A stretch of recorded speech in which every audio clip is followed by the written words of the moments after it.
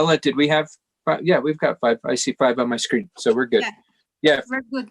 You are on, sir. Thank you so much, Joe. I really appreciate it. Yes, sir. I'm going to go ahead and make you host. Okay. Fantastic. Thank you, Joe. Have a great evening. Be safe. Thank you. Thank you, everybody. Ella, Take did we care. have yeah, we've got five. I see five. All right. Well, let's call this probably the last time we can call it BTAC meeting, as we were informed by our staff member, Miss Glorioso Mas. We will soon be BPAC as soon as we get the resolution signed. So let's call the meeting to order. Can we get a roll call, please? Yes, Mr. Chair. Member Yolanda Eisenstein. Here. Member Bruce Finger. Here. Member Judith Gabriel. Here. Member Rob Merlino. He said he'd be late if he was here at all. Member Sid Redner. Here. Member Yvette Serrano. Here. Member Khalil Spencer. Here. Member Sky Tolman. Chair Garcia. Present. Mr. Chair, you have a quorum. Thank you so much, Ms. Glorioso Mas. Next on the agenda, we have approval of tonight's agenda. Do we have any changes from staff? Nothing, Mr. Chair. Okay, any changes on behalf of committee membership? Okay, seeing none, may I get a motion for the approval of the agenda? Motion to approve. Second. Okay, motion to approve by committee member Eisenstein, seconded by committee member Spencer. Any discussion? Hearing none, can we get a roll call vote, please, Ms. Glorioso Mas? Yes, Mr. Chair. Member Eisenstein. Yes. Member Finger. Yes. Member Gabriel. Yes. Member Redner. Yes. Member Serrano. Yes. Member Spencer. Yes. Chair Garcia. Yes. The motion passes. All right. Thank you so much. Next on the agenda is approval of our January 14th, 2021 meeting minutes. Do we have any changes from staff meeting minutes?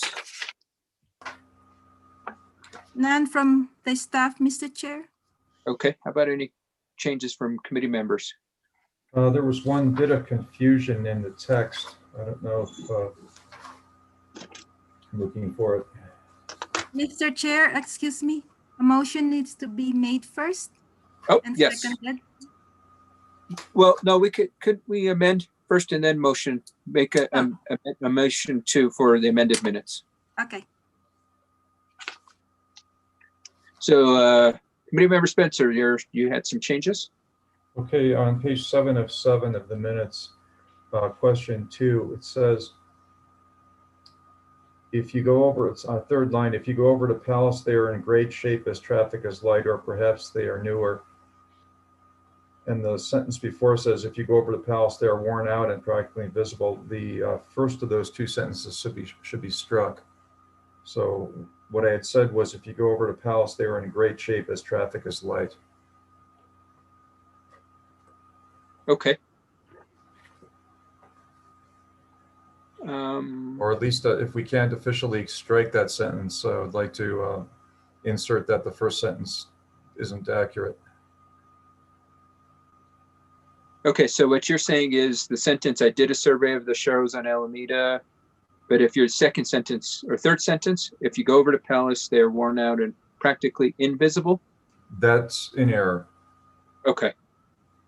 And the correction was? The third sentence is correct. If you go over to Palace, they are in great shape as traffic is light, or perhaps they are newer. That was okay. That's what I recall saying. Okay, so the third sentence strike. No, this. Whoops. I did a survey. Yes, the third sentence, right. Oh, okay. Thank you for that correction. Any other corrections on the minutes?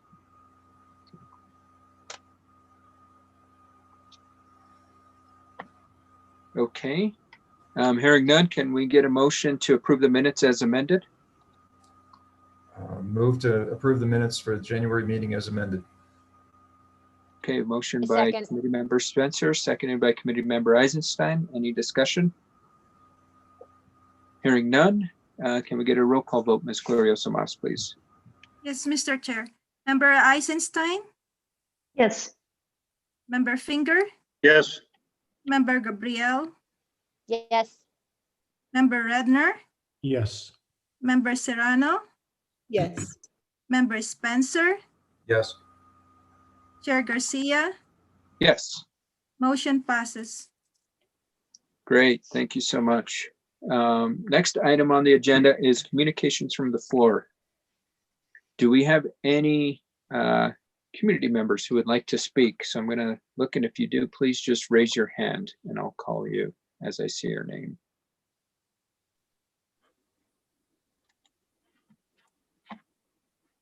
Okay, I don't see anybody's hands raising. Just in case, I know sometimes it might be challenging to raise your hand on Zoom. So if you don't have the capability to raise your hand, feel free to just chime in and say, I'd like to give a comment. I'd like to give a comment. Councilor Garcia, did you say community members or did you say committee members? Community members, this is for communications from the floor. Committee Yeah, members have the opportunity later on in the meeting. Councilor Garcia, if I may please speak? Yeah. Uh, Yeah, Gary is number 1 on our agenda. So Mr. Oakley, if you're going to say something about your agenda item, please hold off until the chair calls you. Okay, that's fine. Uh, I'll wait until it's time. And Mr. Chair, I just noticed that Ms. Melissa McDonald is in the waiting room. She's invited to this meeting because other members might have questions about the Parks and Recreation Division Okay. or Department. Yes, thank you for that heads up. I let her and I think subcommittee member Wellington in as well. So Thank you, Mr. Chair. absolutely. So any communications from the floor?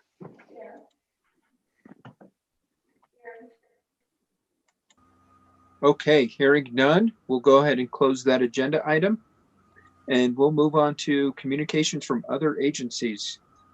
Eric, are you with us? Yes, Sure. awesome. So the floor is yours, sir. Thank you, Mr. Chair, members of the committee. Again, Eric Ani with the MPO. I just have one quick briefing for your consideration. And this goes back to a couple meetings. The city of Santa Fe has been approached by 3 companies willing to put out a pilot project for electric scooters. I sent a memo to Councilor Garcia with some of the background on the 2019 resolution, the then work we did with our consultants around basically a white paper about e-scooters. So things have gotten a little bit more, I don't know if it's complex or interesting to say the least. The Public Works is desirous of implementing a pilot project.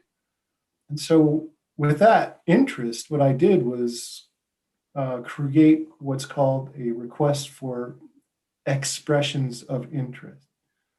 And what that is it's a lengthy document that really details if the city is desirous of moving forward with a pilot project.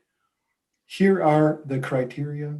Here are all the legal stipulations. Here's our expectations. And I took multiple cities' requests for expressions of interest and I collapsed them into one giant document. So, and I've shared it with Romella and Regina at this point, Regina being the Public Works Director.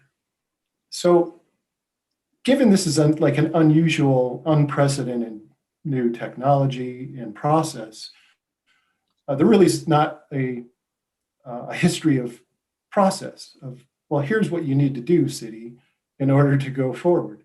And so, Councilor Garcia, this is to you too, is, I understand there's some political sensitivity that councilors in the past were very adamant about, making sure none would come in without going through a certain process. So that's essentially what's going on. And I'd be happy to support the city if it is wanting to go forward with a pilot project. I know that the Public Works wants to do in conjunction with what is a pretty epic multimodal transition study. And I can see the benefit of over the next 18 months of maybe doing that pilot project to see if it would be worth continuing program for the city. So I will stand for questions and how maybe this committee may want to be involved. Are there any questions from committee members for Mr. Ani? I see committee member Eisenstein's hand is up. The floor is yours. Yes, I guess, first of all, I would think that the committee would want to be involved. What is so you said the expression of interest. Is this what the scooter companies are completing that we would review? Is that the process that you're thinking, or would that go to someone else? I guess I'm just still a little confused about who fills out the expression of interest. Is it the scooter companies? Good Okay. question, Councilor and members of the committee. Request for proposals. But what's different is with the city does a request for proposals, the city has funds and they want a service. In this case, the city isn't going to put in a dime. The city is interested in expression of interest from a company. That details, basically, it's extremely detailed, a list of criteria which then company X would fill out all of the blanks and basically tell the city how they would operate a pilot project in a proposal. Then a review team, maybe made up of some of this committee or staff or whoever, evaluates the proposals based on the very detailed criteria in the request. And then if a company or multiple companies are chosen, then the city would enter in a contract process. Now, again, it's different because it's not a contract where the city's spending money. It's a contract, and I would submit it's probably more like an agreement, okay? So scratch contract. It's probably an agreement or a memorandum of understanding of a pilot project. That's probably. And what's your time frame on doing this? Well, that's part of why I want to bring it up here. It really depends on what the city would like to do. I know the Public Works is wanting to do something relatively quickly, but that's a little beyond my not my expertise, but my jurisdiction, if you want to call it. So I just wanted to let you all know, and maybe it would be Public Works staff that takes the lead. I'm not sure. Well, my thoughts about it is definitely our committee should review the expressions of interest. I mean, it sort of falls into our bailiwick. Excellent point. I would concur.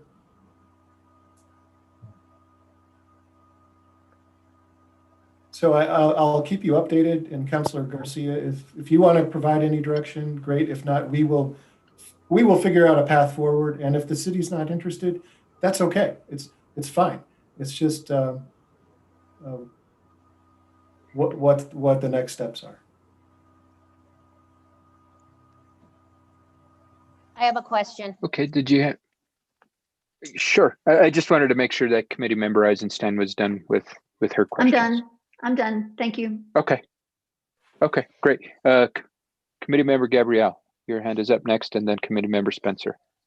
Okay, thank you. I am wondering where where data around the safety of scooters and the conversation around that, has that already occurred within the city? Because it sounds like the city is actually interested in hearing these proposals.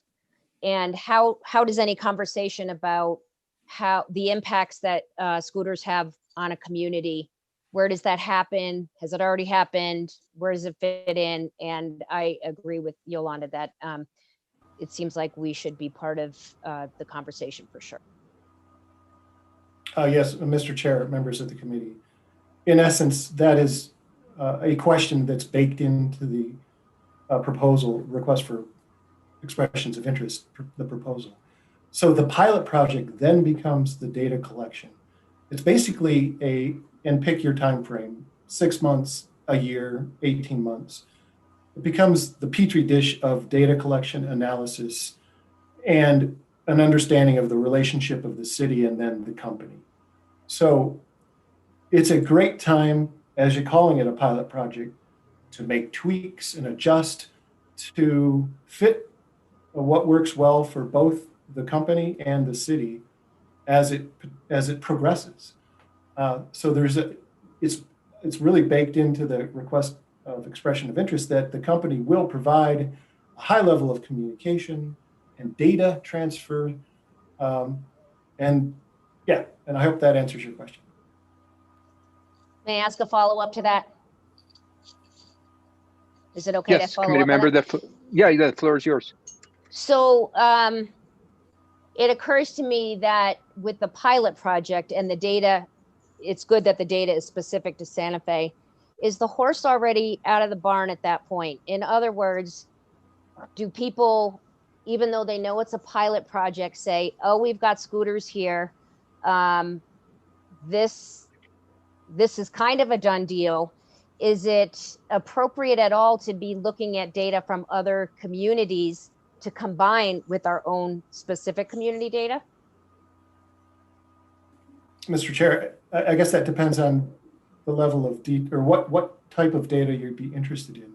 Now, what I do know, based on at least 2 or 3 presentations from 3 different companies, is that they're more than willing to share some of the exclusive programs they have in similar communities. And that might be, and I think it is already in the request for proposals, if you want to call it that they do share equivalent programs. And then the committee or the city that has an opportunity to call, let's say San Antonio, Texas, and say, hey, is it working for you? And what are some pitfalls that we should look out for, and so forth. So I hope that answers that question. Yes, thank you. That's all I have. Oh, you bet. Okay, thank you, committee member Gabrielle. Next is committee member Spencer, and then back to, well, actually, I'm going to go to committee member Tillman, and then we'll go to committee member Eisenstein. The floor is yours. Call. Thank you, Mr. Chair. I guess my question is, we are a lay advisory committee to the governing body.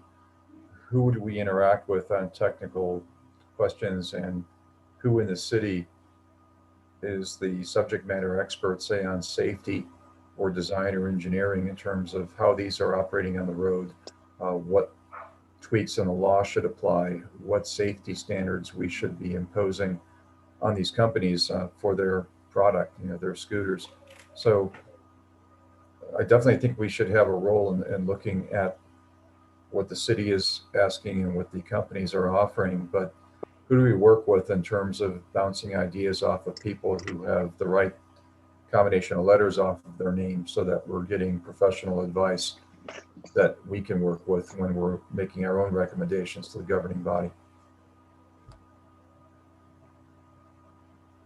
Mr. Chair, members of the committee, that is an interesting question. It's, as I mentioned, this is a novel new approach. The city for example, the city codes and so forth are silent on e-scooters because it didn't contemplate when promulgating those codes in the past.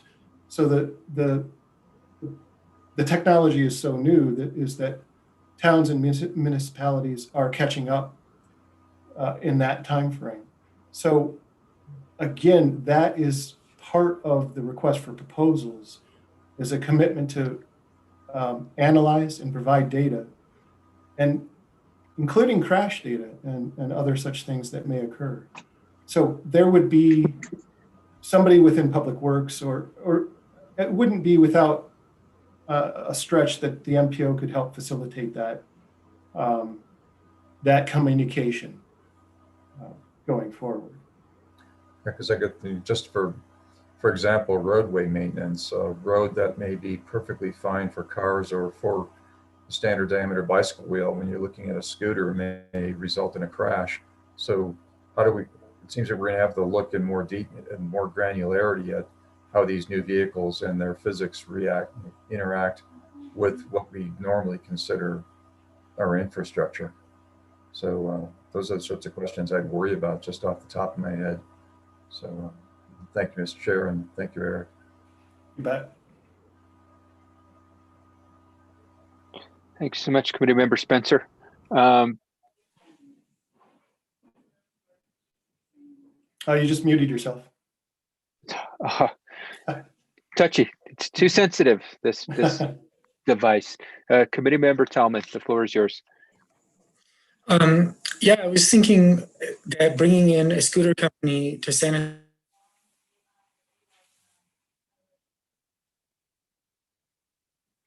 I think your the sound was breaking out, Sky. Okay, everybody else froze for me, so I was wondering if it was being heard. If it might be an opportunity to offset some of the city's vehicle fleet with an agreement to use scooters for in-town trips.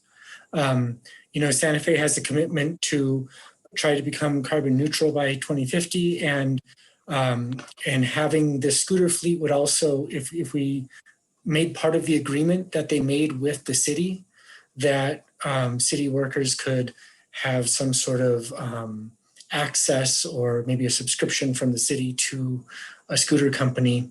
That would also get city employees and decision makers out on the scooters. And so when they're making decisions about what needs to happen or what the problems are or what the benefits are their users and not just the people who receive complaints.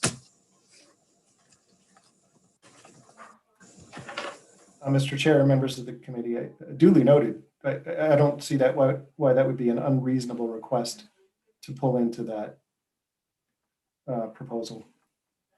Yeah, and it could save the city money potentially by requiring us to maintain a smaller vehicle fleet.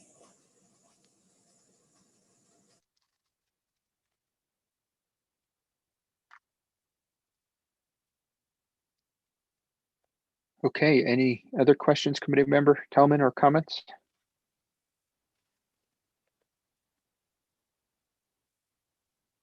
I don't know if he was still having technical difficulties. No, that's it. Okay, great. Back to Committee Member Eisenstein. Just a quick question. What are who are the three companies? I know Bird is one of them.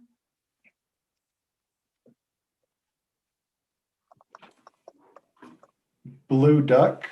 Leah, you might have to help me out. I don't remember the other one. White Fox. Oh, there we go. White Fox, Hannah, thanks, chimes in. White Fox. Okay, that was my only question. Thank you. Thank you.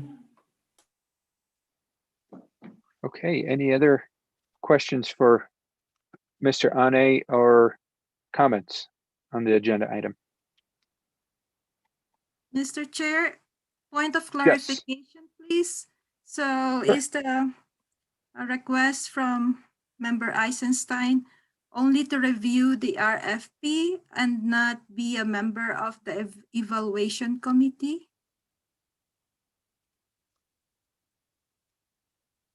Committee Member Eisenstein, can you clarify your request?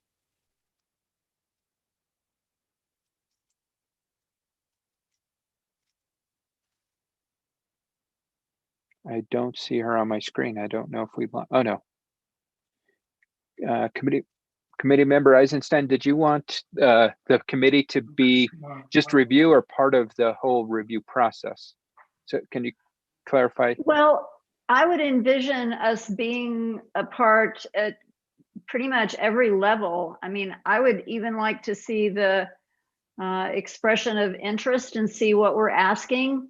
I mean, I think this really falls within our purview, and my suggestion would be that we be involved at all levels if possible. I mean, I'm happy to take the lead and work with Eric on this and share it with the committee if that's, you know, would be the best way to do that.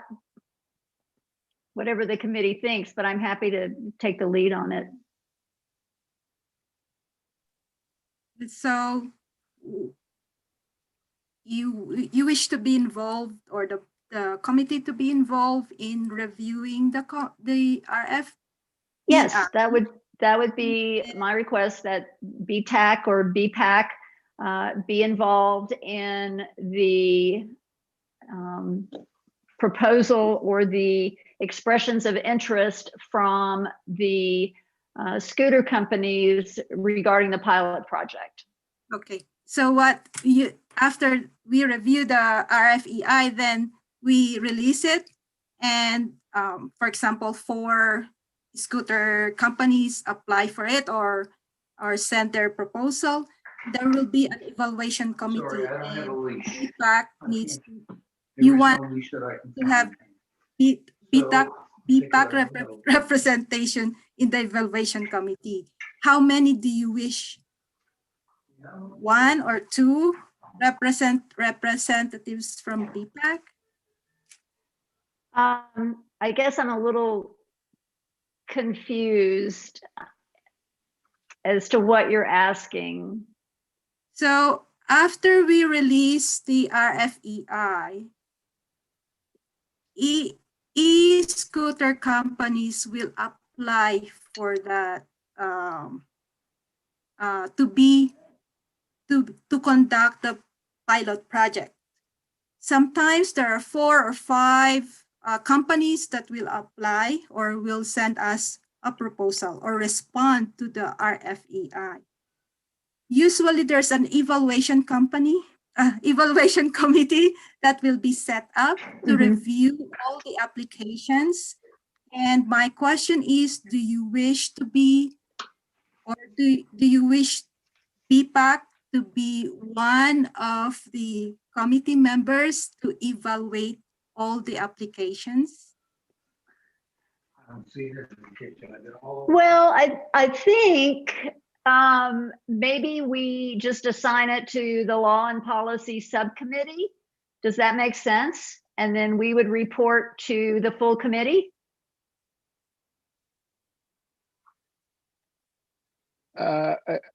And I'm going to jump in here now, Okay. Ms. Glorioso Mas and Committee Member Eisenstein. So with the committee breakup or with the review panel, we couldn't assign the entire subcommittee to review whatever proposals are submitted for this RFEI.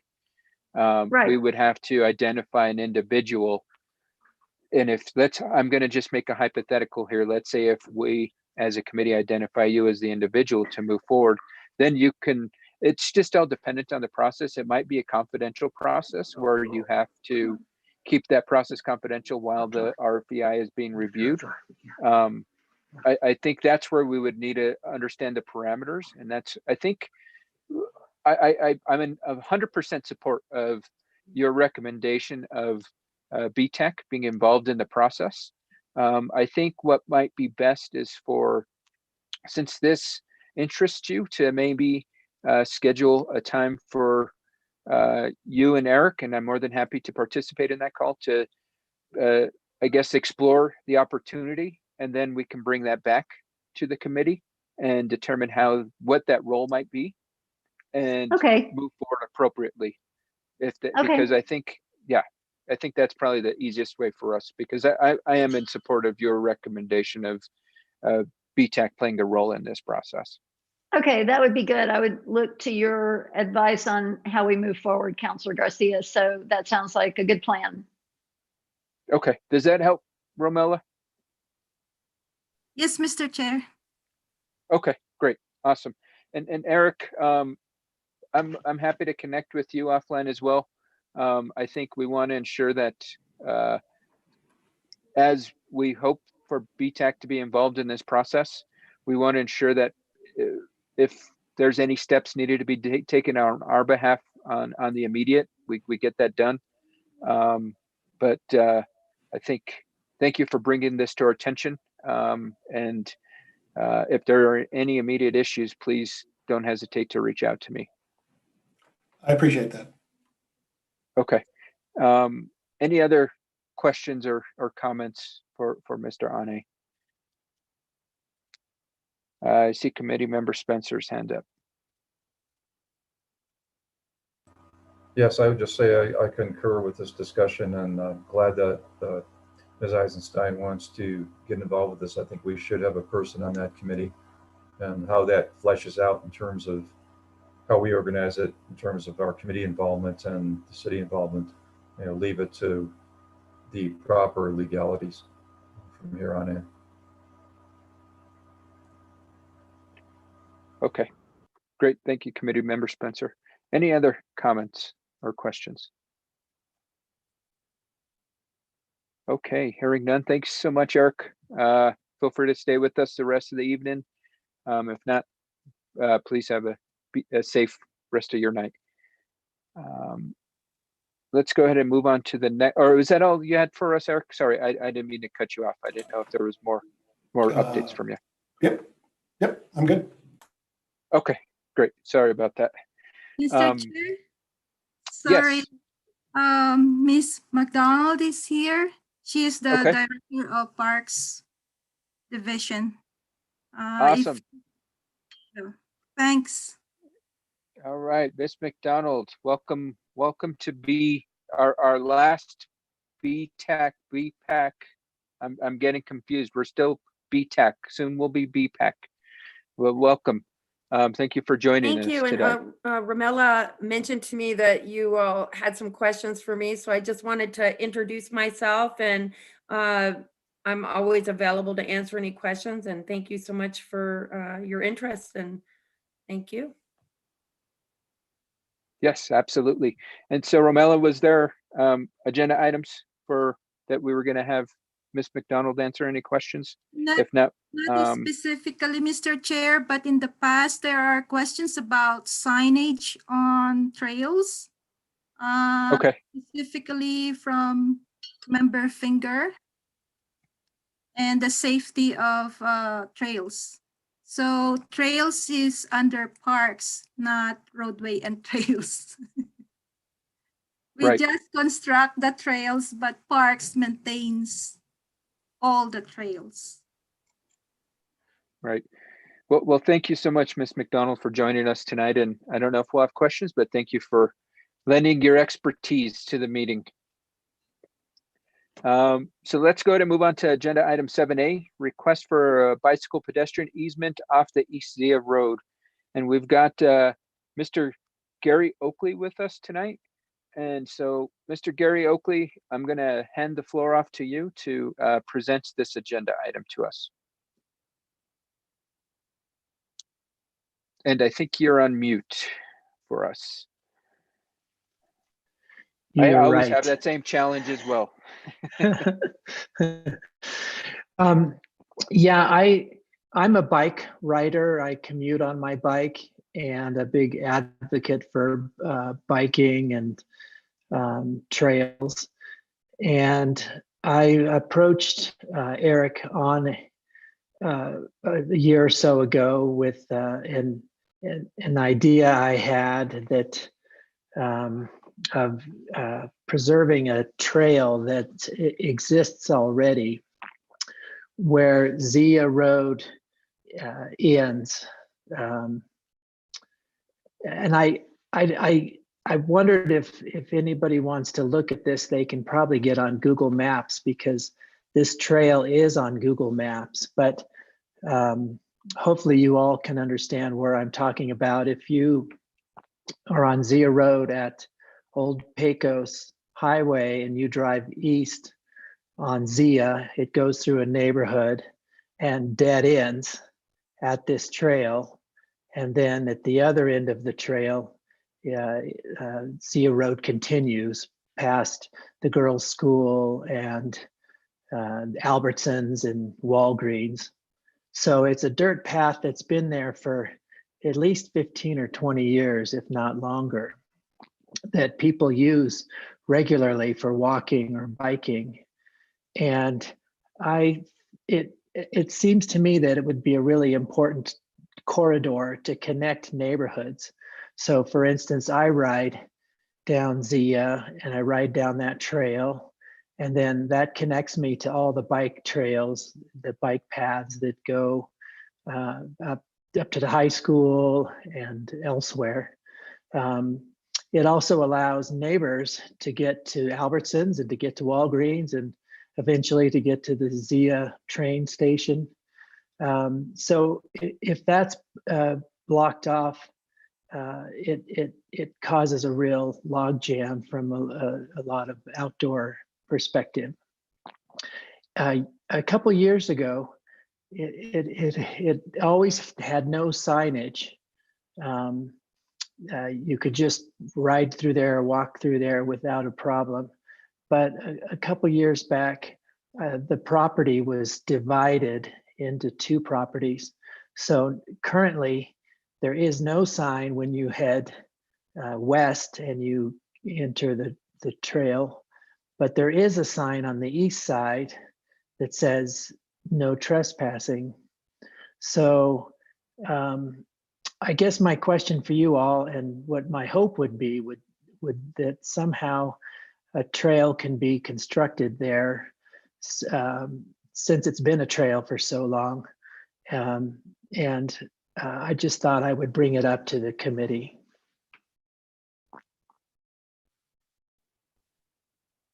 Okay, thank you so much, Mr. Oakley, for bringing this matter to our attention. I do see a couple hands up that have popped up, and I'll just go in the order I see them.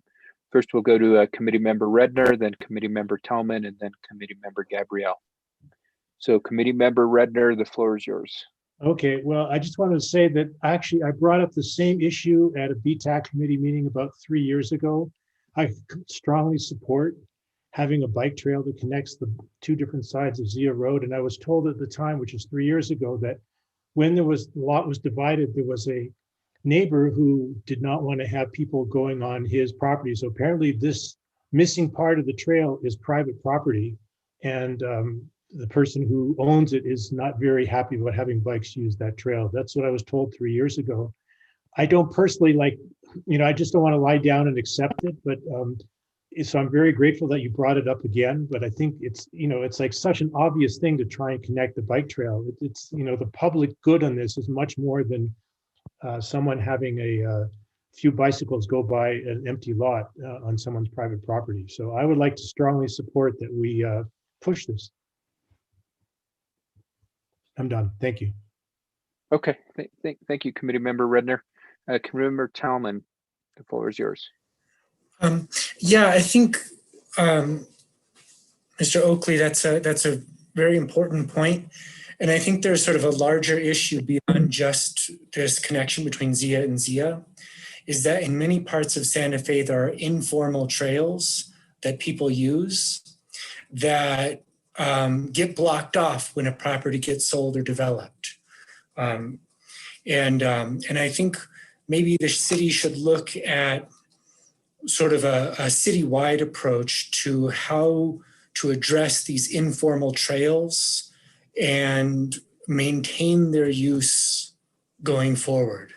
And maybe require, do something like British law where you have sort of this established paths have like a, maybe the legal term's not coming to me, but where there's established paths, where there's desire lines in the earth, how do we protect those and maintain those as access points? There's one near where I live where the river trail goes over the bridge, kind of across from the Cañada neighborhood. And there's a new house being built there, and it looks like the access from that half of the downriver half of the Cañada neighborhood is going to lose access to the trail. And that just makes it less useful for pedestrians, because it means you have to go another 1,000 feet out of your way or more in order to access the neighborhood. So it creates sort of a limited access trail system, which is less useful for the community. Anyway, I support Mr. Oakley's specific comment, and I think we need to address the issue as a citywide approach. Okay, thank you, Committee Member Tillman. I see your hand up, Mr. Oakley. The floor is back yours. Oh, okay, thank you. There's a couple of things that I'm familiar with that might apply here. And one is the law that Mr. Tallman was talking about. There is a law in Santa Fe or in New Mexico that if a trail is used for something like 10 years, people can kind of claim it as their own or claim that right of way. I don't know if that would completely apply here, but if it's been used for a certain amount of time, I talked to a lawyer about this, and she said there can be rights to that trail if it's been used for long enough. Secondly, she also told me, this lawyer, that you can get people to sign waivers to release themselves from liability if people do continue to use the trail that goes across their property. And then finally, I used to live a couple decades ago back in Boulder, Colorado, and this same issue came up where a house was at the end of a neighborhood, and the city, and this might be too much to ask, but the city actually bought that house when it went for sale, put the bike path through, and then resold it afterwards. So anyhow, those are just a couple of ideas I've heard of, but thanks for your support. Okay, thank you, Mr. Oakley. Next up, we had Committee Member Gabrielle, and then we'll go to Committee Member Spencer. Yeah, I'm really supportive of this issue of connectivity, right of way, et cetera. And I feel like what you said, Sky, could relate to, we have talked about doing an assessment of the trails in town. And I personally have wanted to go from the Zia area neighborhood over to that part of town, and felt like I didn't have easy access. So I feel like this is something perhaps we could look at, especially the policy group, and that the issue of connecting these neighborhoods is really crucial. And I'd love for us to weigh in and figure out how we might support some of these efforts.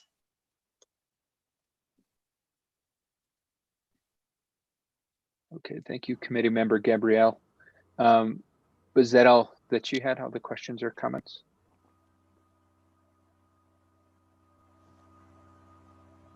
Yes. Okay, great. Committee Member Spencer.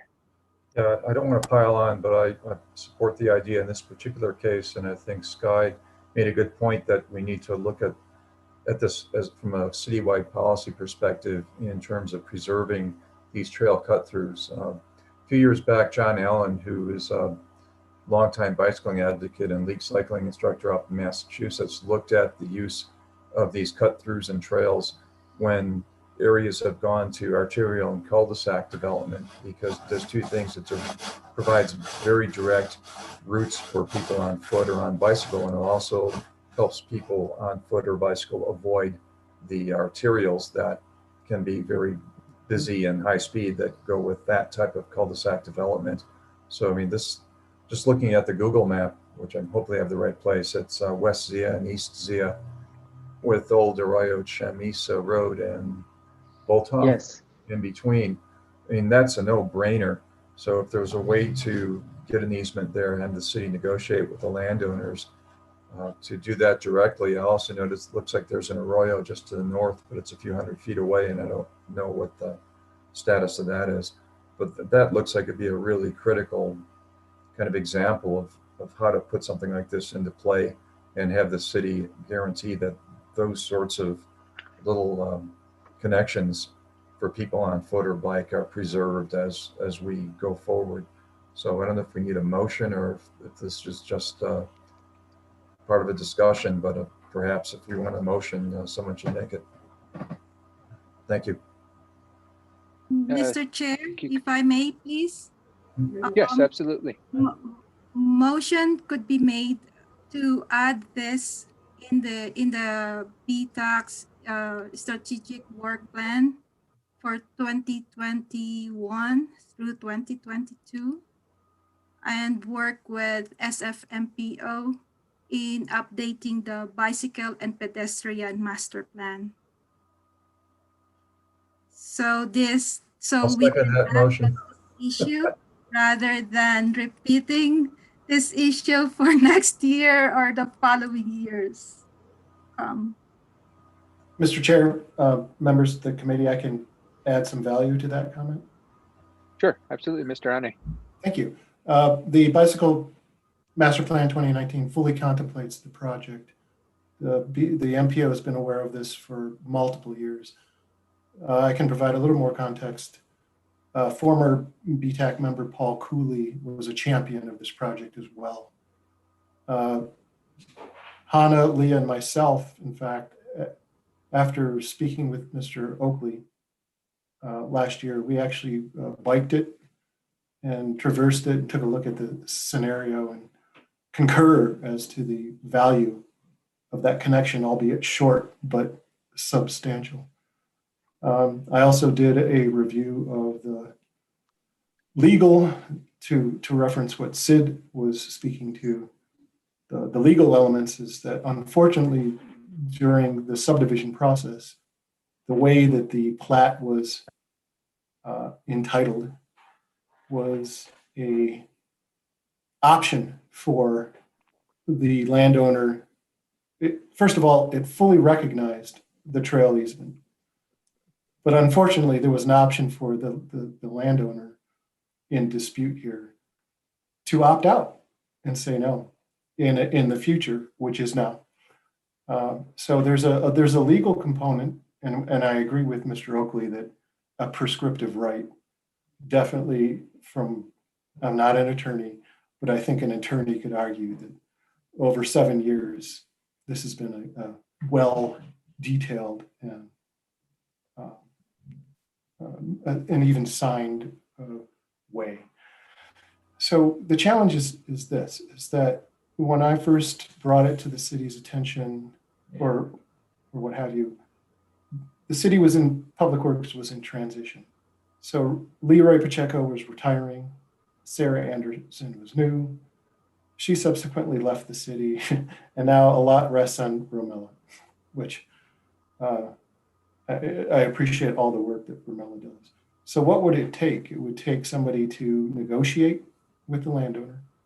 It would somebody take to do some due diligence around the legal issues, and then consider a project. So there is some simplicity in that. It's just, it takes a lot of time and effort. That's all. I hope that's helpful. Very helpful. Thank you so much, Mr. Ane. I did see committee member Eisenstein's hand up, but and it's down now. I didn't know if she had any comments. Eric answered my question. Okay, great. I see committee member Tillman hand is up. The floor is yours. If the landowner dispute becomes like a costly or unsurmountable problem, like there's an arroyo right next to there, and maybe the city could use an easement along the arroyo to develop a trail. Even if that particular route gets blocked off. I mean, if we could make an alternative that's convenient and nearby, I think that would be just about equivalent.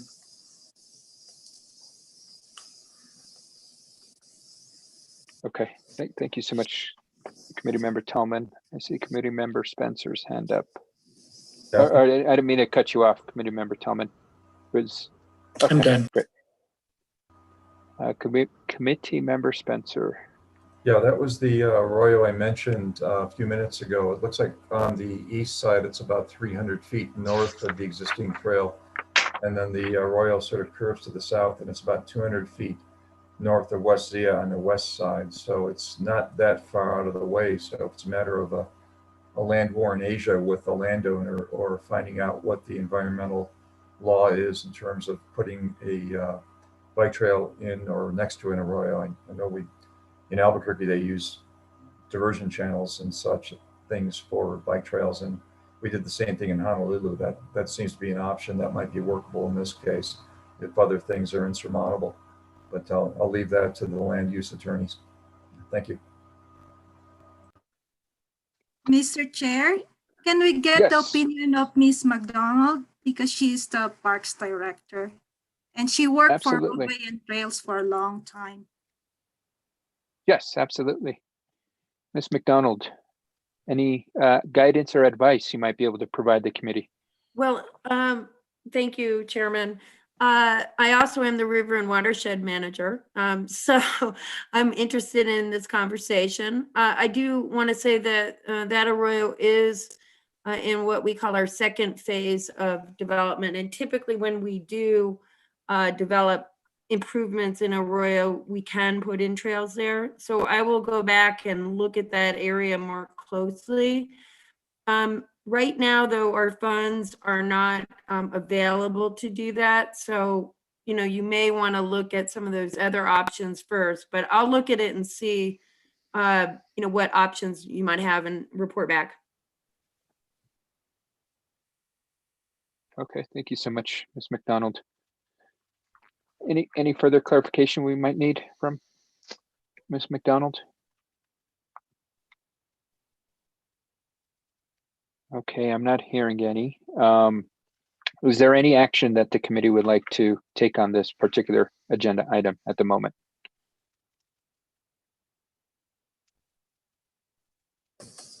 I think maybe we need some more information or some answers to the questions we raised tonight before we should take action. Okay. Thank you, Mr. Tallman. Any other comments? Okay, hearing none. Mr. Oakley, thank you so much for bringing this to our attention. Yes. Please do feel free to attend any future meetings. We want to involve you in the process. Okay. So please, yes, absolutely. Can I just make a final comment and then I'll sign off? Is that okay, Councillor? Thank you. Yeah, this is an impressive group, and I appreciate you inviting me. The last thing I would say is it has been on the map for a long time, and it's on Google Maps. So that trail really is something substantial. I think we need to keep that in mind, and hopefully that will help us to get some kind of easement. And finally, the property has been divided again. The house on the east side has a big lot in front of it, and I think they've subdivided that. So it could entail 3 different property owners in the future if that lot sells. So it might be something that we need to act on fairly soon. But thank you, everybody. I'm going to sign off. And thank you, Mr. Oakley, for taking the time to bring this to our attention and join us tonight. And then I would advise, if, as you heard, we'll probably be hearing this agenda item again before our meeting next month in our March meeting. So please feel free to attend that meeting as well. Thank you. I appreciate it. Yeah. Absolutely. Have a safe night. Thank you. Okay. Yes, absolutely. And so let's move on to the next agenda item, which is 7B, discussion on roads repavement. And committee member Redner brought this forth. The floor is yours, Mr. Redner. Thank you. Well, I mean, I don't want to be a broken record, but I also want to be quick. I'm still like concerned about the condition of Buckman Road out between the city limits and to where it joins on, I forget the name of the street, but just that road altogether. It's an absolutely horrible condition. One thing I did notice in the past month is that the far south end of Old Santa Fe Trail, which was in much better condition than Buckman Road, got repaved. And so the thing is that I don't want to be talking to just the committee members or to myself. I mean, how do we get engaged the people at the level of the county who do these repaving projects? Because if a road that's in much better condition gets repaved and a road that is much more used by bicyclists and much more heavily trafficked and is in much worse shape doesn't get fixed, who makes these decisions? How can we make rational decision-making processes so that a road that's really in terrible condition moves to the top of the list rather than that we have to wait till someone gets really badly hurt before something is going to happen? So I'm actually kind of angry about it because especially when I saw the south end of Santa Fe Trail, Old Santa Fe Trail, nicely repaved when it really didn't need it. And Buckman Road is desperately needing some repavement. And if it can't repave the entire street, there is one section about 200 yards in towards the city by the town dump, which is just absolutely atrocious. And you know, for just a couple of $1,000, I think you could save a lot of people's wheels and possibly lives. So I'd like to get this at the top of the list of things to like push forward. And how do we engage the county in this? Mr. Chair, I think it was September, at our September meeting or October meeting, that Member Redner brought up this issue.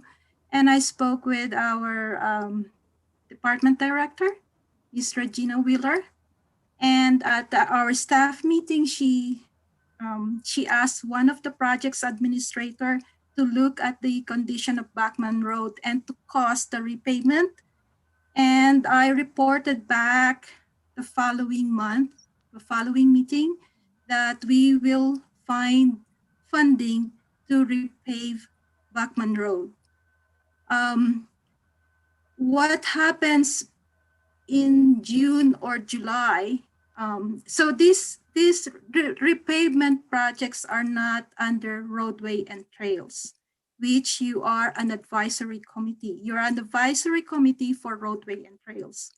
Repavement of roads is under streets division. What happens sometime in June or July? The streets division prioritize all their repavement projects. However, street division is still under public works. So we get our funding for repaving roads sometime in June or July. So before that time, I will bring up again this issue with the department director so she could weigh in which roads we need to prioritize for repaving. Also, good news is that our new division director for engineering division has started this past Monday. So when streets division prioritize the repavement projects, usually the engineering division director weighs in prioritization. So we now have a voice, but I'm just asking a little bit more patience from this committee.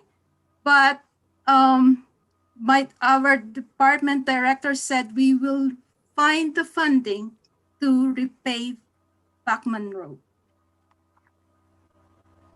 Thank you. Thank you. Okay, any other comments? I see committee member Spencer's hand up. Yes. Also, the other road that's pretty much a basket case is Paseo de las Vistas, which is the other road in that area that goes around the other side of the Burt. And I brought that up with the city about a year ago after we managed to destroy a pair of rather expensive wheels on one of our cars. And what I was told is that particular road is basically beyond repair for doing something like a mill and overlay, which is a less expensive repair. So we're looking at at least in that case, a total dig it out and rebuild it. So it's not a trivial job. And I don't think Buckman is in much better shape. So I don't know where that is on the city's map of rebuilding, or whether we have the funding to do one or both, but it is a pretty serious issue, and the roads are in terrible shape. I got that from one of the city engineers. So I think in terms of, because we are going to be a BTAC now, and that does influence bicycling, if we can be in the loop on how those roads are prioritized and whether the money's there, that'd be good. And meanwhile, I'm using my gravel bike up there. Thank you. What's the name of the street? Just remind me. It's Paseo de las Vistas. So if you, Oh, yes, that's terrible. Thank you. yeah, okay. Thank you. Yes, absolutely. Committee Member Spencer, any other comments or questions on the agenda item? Okay, hearing none. Thank you, Mr. Redner, for bringing this forth. We'll go ahead and move on to 7C, proposed trail projects for consideration as city GRT bond funding for other local funding sources. Mr. Ane. Yes, thank you, Mr. Chairman and members of the committee. And Rommela, can you share your screen with the map?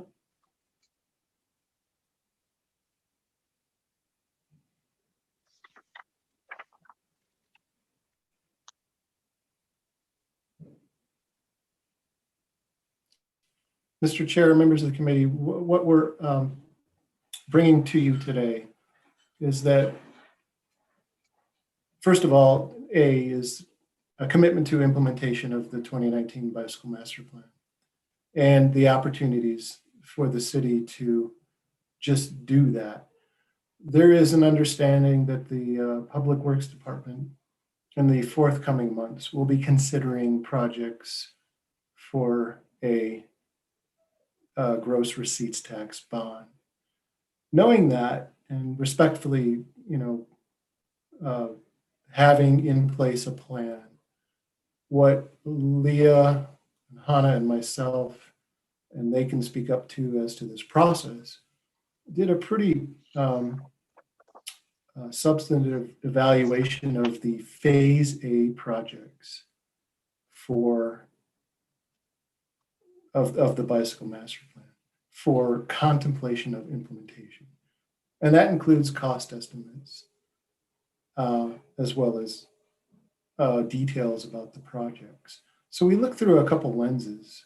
The first lens was in an equitable manner, looking at the districts, city council districts, so that each of the 4 projects you see before you have some representation from each district. And I think moreover, and from an equity issue, is projects on the south side dispersed, as well as more towards central and northern parts of town. So another aspect about it was looking at what would maximize trail connectivity and enhance the entire network. And I think that was born out of the process of creating the Phase A, Phase B, Phase C projects in the first place. So we're trying to honor that. And so in anticipation of potential funding, it's not obviously not promised. We would like, and the third part of this is that this committee in the past has done an exceptional job of reviewing said projects for consideration of previous bond funding, and then submitting your recommendations to the general council as well as the city staff to move forward. So there is a lot of merit to your consideration for said projects. We're not saying that these are the ones.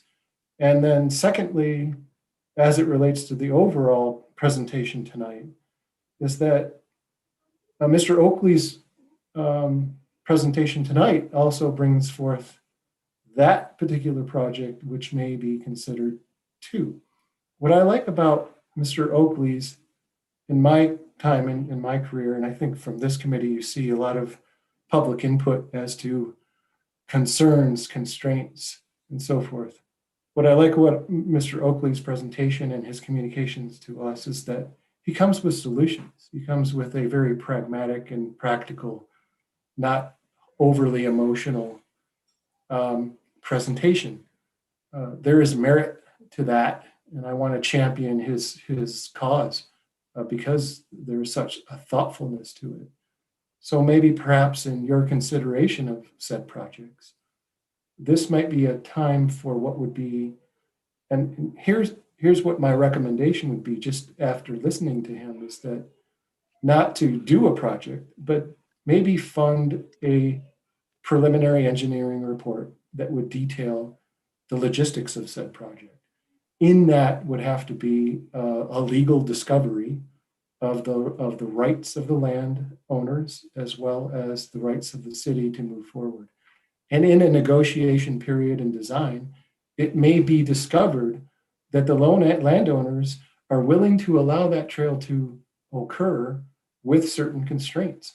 That is the ultimately sort of like really cool outcome of such a negotiation. But it takes somebody to do that work. So compounding what Romella said, which was to bring this and other projects into your strategic plan, which then really lends merit and leverage to that plan, would be my recommendation for a next step. With that said, I will stand for questions. Thank you, Mr. Ane. Let's go to the committee. I see first committee member Tallman's hand is up. Eric, thank you for putting this together, and Leah and Hannah. This is I'm really excited. I was really excited to see this in the packet. With the Midtown Campus Trail, if it would be possible to add a little tiny bit to the scope and just knock down a piece of that wall in the northwest corner of the campus so that bicycles and pedestrians can have connectivity parallel to Cerritos and then connecting onto those roads by the state buildings adjacent to the campus. That would make another huge improvement in the connectivity of that part of town. Mr. Chair, Member Skyman, Leah and Hannah have sledgehammers, and over the weekend they will be doing that. So you can just check that off the list. Thank you. Oh, you bet. But seriously, duly noted.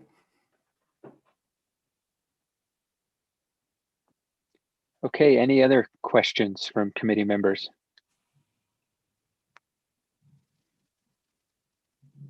Is there any action that the committee would like to take on this item?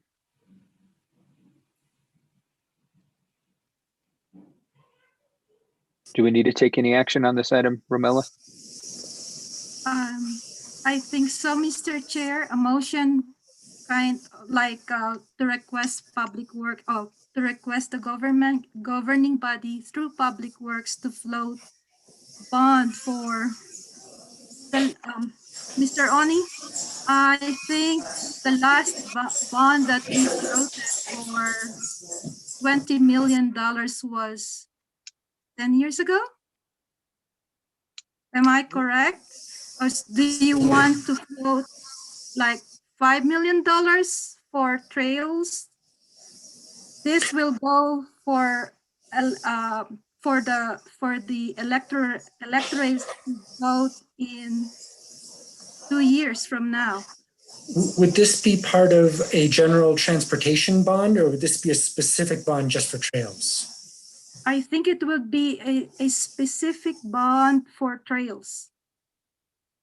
So how much do you want to float? $5 million, $10 million?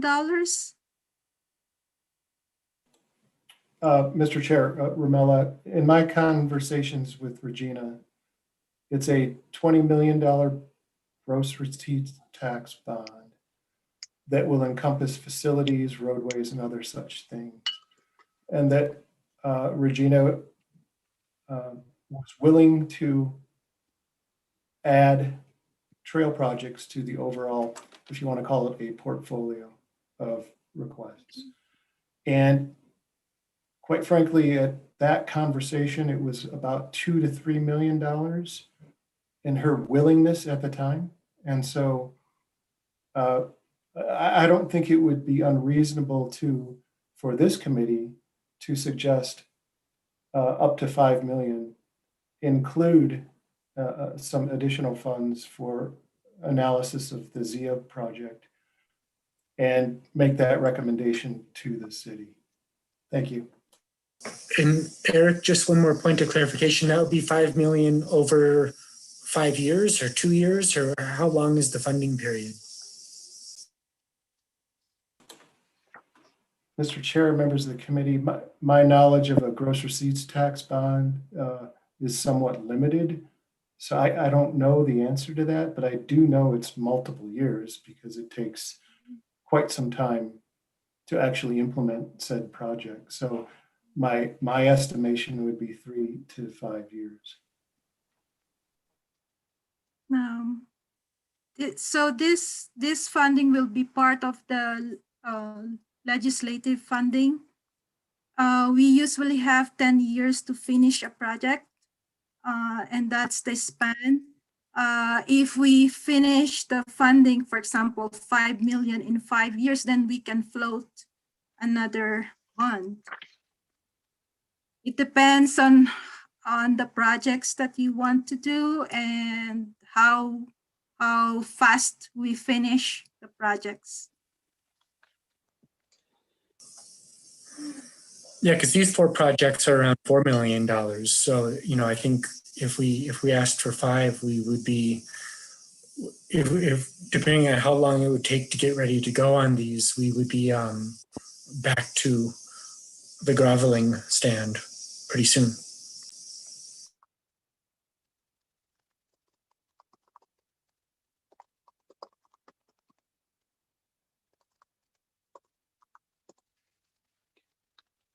Okay, any other comments or questions? Hearing none, what's the will of the committee? I would make a motion to request Public Works to issue a bond for $6 million. Second. Okay. Motion made by committee member Tallman, seconded by committee member Spencer. Any discussion on the motion?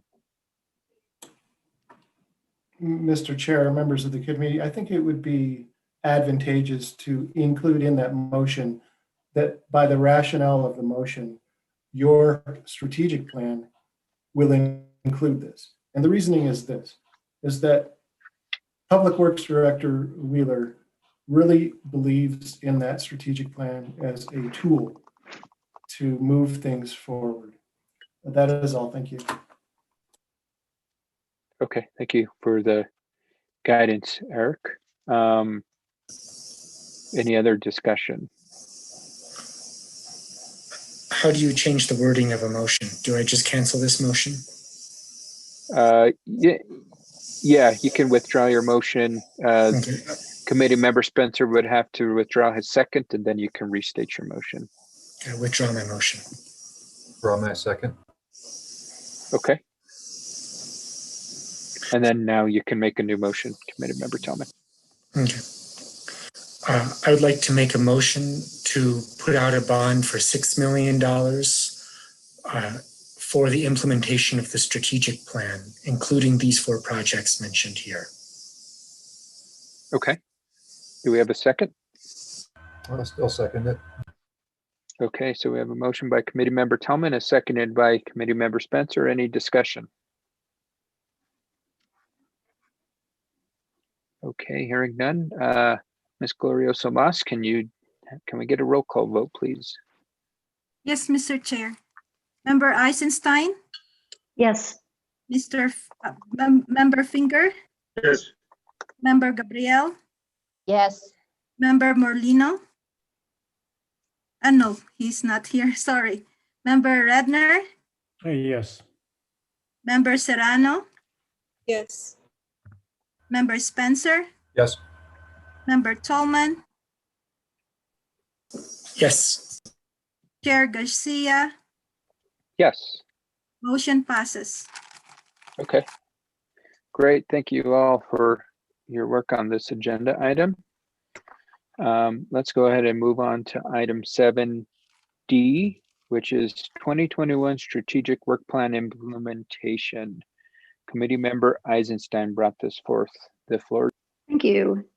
So I met with the subcommittee and I wanted to present some of the strategies that the Law and Policy Subcommittee is willing to take on and interested in taking on, and just see if there's agreement on the committee, then we can move forward. On strategy 1, we felt that this fell within law and policy because it involves policies and certainly looking at various ordinances in terms of the streets. And so we are proposing that we would take on strategy 1, we would review the Albuquerque Development Process Manual, we'd work with the MPO and start work on that strategy. And we felt that the other strategy that's sort of compatible with that would be strategy 11, which is the master signage plan. So our proposal would be that law and policy take on those 2 strategies and start work on that. Then on strategy 6, the question is basically what the committee would want to do from a policy perspective. And there's sort of 2 directions on that. Either to look at enforcement of the existing ordinance, which we've been in agreement that there isn't enforcement, or do we want to shift in policy, which would mean a change in the ordinance to have the city be responsible. So that strategy 6 is sort of a question as far as what the committee would like to do on that. On strategy 8, our only suggestion, and we agree in reviewing that it's really Mr. Spencer's subcommittee, but the only thing that we wanted to suggest is maybe we would add some neighborhood and homeowner associations to the partnership opportunities. So that's just a suggestion to add that in terms of potential partnerships. And then on the website, law and policy would simply contribute content, whether it would be city hall updates or legislation, anything that related to law and policy, we would contribute content and we would work with Ramela on that. So those are the strategies that the Law and Policy Subcommittee is proposing to take on. So that would be strategy 1 and strategy 11. Strategy 10 would be the website contributing content. And then strategy 6 is just a question in terms of how the committee would want to go forward. So with that, I would open it up for comments from other committee members in terms of their thoughts on moving forward with the plan. Okay, thank you so much, Committee Member Eisenstein. Any comments, questions? I see Committee Member Tallman's hand is up. The floor is yours, sir. I wonder what you're thinking in terms of content for the website. I had sort of envisioned the website as basically being a place for the agendas and maybe a place where the public could submit comments or concerns that would be introduced here. But I'm not quite sure if I could imagine other content that would be relevant. Well, I think sometimes it might be relevant to put ordinances and explain them to people, what ordinances relate to bicycles. I mean, for instance, sharrows. We've had people say, well, I don't know what a sharrow lane is, or there's an issue with that. So I guess it would be more of an educational aspect, or, you know, related to laws and policies or ordinances. I think that's probably what I'm thinking about in terms of using the website to help people understand some things about pedestrian rights, bicycle rights, that sort of thing. So that's what I was thinking in terms of content.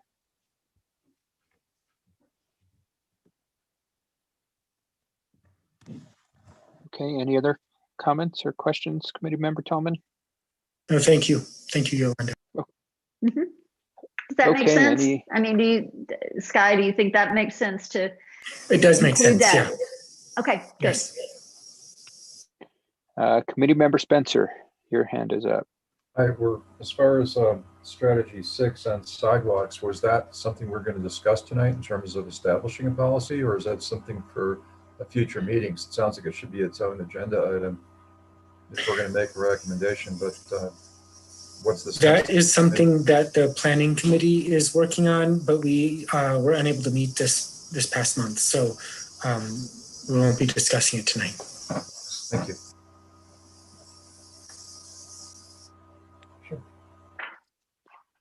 Okay, Committee Member Spencer, any other comments or questions? Oh, no, I'm sorry. I forgot to pull my hand down. Oh, no worries, no worries. How about any other committee members? Okay, hearing and seeing none, what's the will of the committee? Is there any action we need to take on this agenda item? Committee Member Spencer, floor is yours. Yeah, it looks like my subcommittee's recommendations were a separate agenda item, it looks like, or at least a committee report. Do we need to discuss those now in terms of the strategic plan, or can they be done separately? If there is action that you're going to be requesting to be taken, it should have been in this portion of the agenda, because the subcommittee communications would just be updates. Whoops. The subcommittee basically just added what we thought was going to be our role in terms of the strategic plan.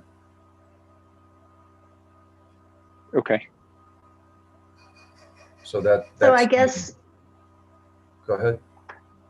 No, I'm sorry. Go ahead.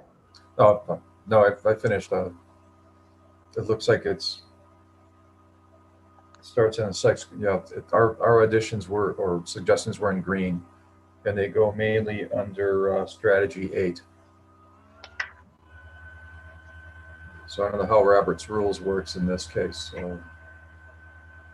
So Ramella, I was going to make a motion that the committee approve law and policy starting work on strategy 1 and strategy 11 and strategy 10, which is the website. Can I go ahead and include a motion that the other, what is your committee, Cal? I forget, that they start work on strategy 8. Can I include that in my motion? Do we need motions for approving what subcommittees are working on?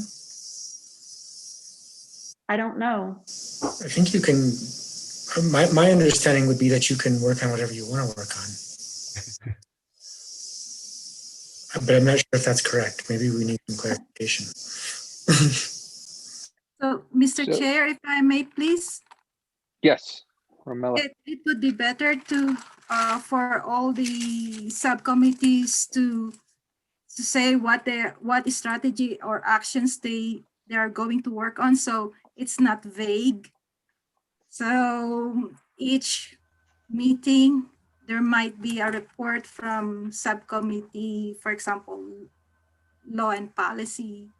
What are they working on, and how is their work progressing towards achieving that action or strategy? Okay, I think I'm unmuted.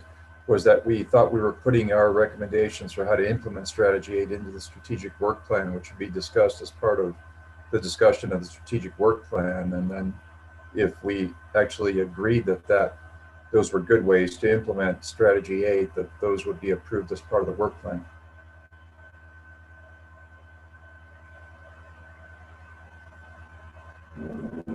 maybe you can have an action that it can include that strategy 8 will be the work of PEP, promotion, education, and programming.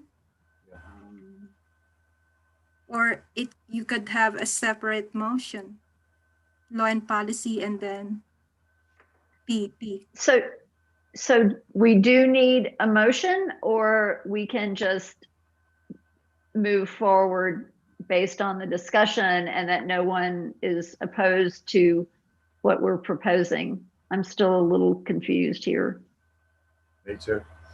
And so let me jump in here. So if we're not approving the final strategic work plan, we can take this as an update and bring forth a final version that would include all recommendations from subcommittees, and then have a final vote on that. If that might be the cleanest way to approach this, where we're providing updates. But didn't we approve it already? Yes, but I'm talking about how we're implementing it in regards. So we've approved it. I don't know if we need to approve the implementation of it. And I guess Romella,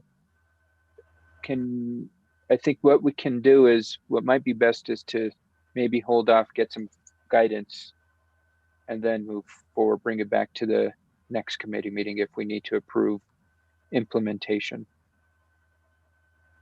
Or Mr. Chair, can we ask Mr. Oni? Sure. Mr. Oni? Sure, can you repeat the question? How do you wish to move forward?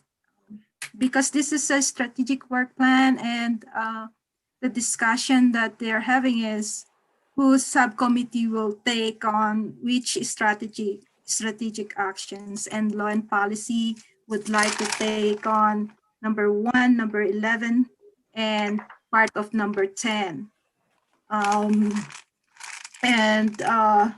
Promotion, education, and programming would like to take on strategy number 8. And the question from Member Tolman is that, do we need to take action? Do we need to make a motion that this subcommittee will take on this strategic actions 1, 11, and 10, or we leave it vague and the subcommittees will work on the strategic actions that they think they need to work on? Sure. So my recommendation to this group is that by the statement, you're informing the committee as to what you're going to do. I think that it would not be in the best interest to vote on that, in that you might be limiting yourselves to those things, and unnecessarily so. When it comes down to then actually implementing or moving forward with a particular strategy, that is where I would submit that this committee ought to make said formal recommendation.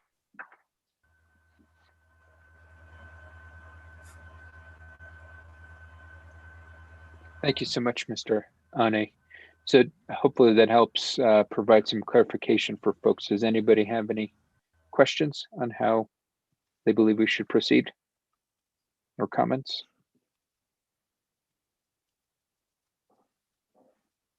Committee member Gabrielle.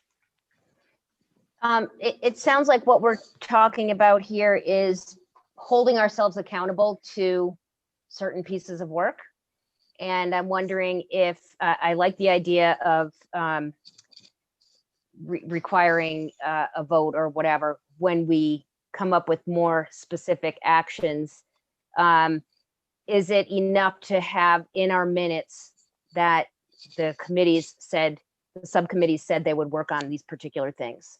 Because that's what it seems like, is that we are saying we will do something and we want it documented or supported somehow, and I'm wondering if that's adequate. I would believe so, committee member Gabrielle.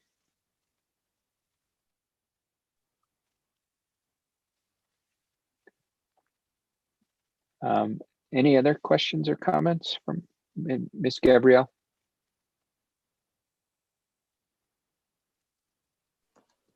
No, thank you. Okay. Any other committee members? Okay, so I think the action, well, no action. We just agreed who's going to be working on what, and let the subcommittees do their work, do their magic. Okay, let's move on to the next agenda item, which is 7E, crash maps demonstration from Hannah. Miss Hannah Berman, the floor is yours. Oh, okay, there's the mute button. Thank you. Hi, everybody. Thanks for having me. So I'm going to share my screen and then let me know if you can see a crash map here in just a minute. Oh, I have to, you would have to enable me to screen share, I think.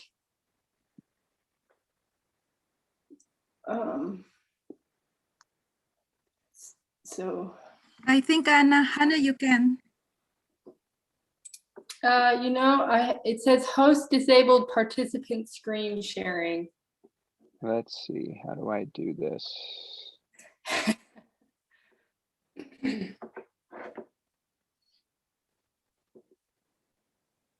I don't see an option. I wonder if this is something that Joe has to do for us. Because I can see where I can share my content, and I don't see where I can change the options. Well, counselor, I don't know if you have access to the internet right now, but you could navigate and I could guide you. I'm on a different device. Romella, might you be able to help us? I know that you were sharing your screen a moment ago. Oh, you're muted, I think. Hannah, where do I go? Just go to the SantaFeMPO.org website. Okay. I have it, of course. Hannah, Yes. I think I might have checked. See if you have the availability now. I think I. Oh, there it goes. Now let's see. Now, are you all able to see SantaFeMPO.org website now? Yep. Okay, so this is not our front page. So I'm just going to go to the front page so you can see how I got here. So I have this page, this bookmarked because I use it all the time. And so I would welcome you to visit our website at SantaFeMPO.org if you haven't already. There's a lot of interesting information. And there's lots of ways to get around. And there are definitely a lot of lost pages in there too. So I'm still working on it. And if you ever have any comments, please let me know. But so I'm going to go down, scroll down to the bottom and hit this story maps. And that will take me to a page that I wanted to bring your attention to as well, where we have this new introduction to our Metropolitan Transportation Plan story map. And I do recommend or would ask that if you have any moments to look at it, there's a lot of useful information and some interactive maps in this gallery as well. I mean, in this story map, and you can go down and there you can scroll in some of them in galleries and stuff. So use your mouse. But okay, so then here I'm going to take you to the crash maps, which is under this maps button on the right at the bottom of that page. And I'm introducing you to this crash map.